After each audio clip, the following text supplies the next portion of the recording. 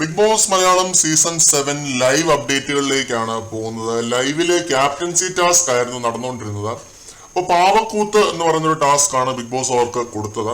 അപ്പോൾ കറങ്ങിക്കൊണ്ട് നിൽക്കുന്ന ഒരു സാധനത്തിന്റെ മുകളിൽ നിന്നുകൊണ്ട് കണ്ണ് കെട്ടി നിന്നുകൊണ്ട് ആ ഒരു പാവയെ അടിച്ചിടണം. സ്വന്തം ഫേസ് ഉള്ള ആ ഒരു പാവേനെ അടിച്ച് താഴെ ഇടണം എന്നുള്ളതാണ്. ഒരു വടിയും കൊടുക്കും, തോട്ടി പോലത്തെ ഒരു സാധനം കൊടുക്കും, അത് വെച്ചിട്ട് അടിച്ച് താഴെ ഇടണം എന്നുള്ളതായിരുന്നു ടാസ്ക്.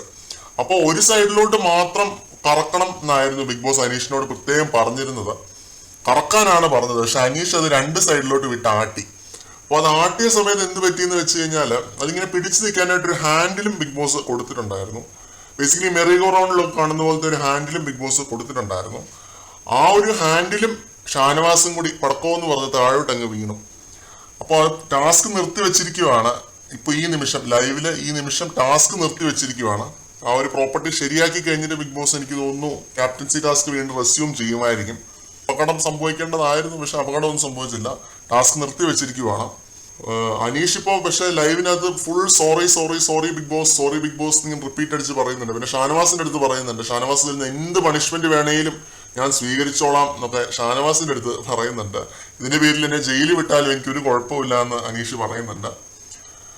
ഇത്രയൊക്കെയായിരുന്നു ലൈവിനകത്ത് നടന്നത്. കൂടുതൽ ലൈവ് അപ്ഡേറ്റുകളുമായിട്ട് നമുക്ക് വീണ്ടും കാണാം.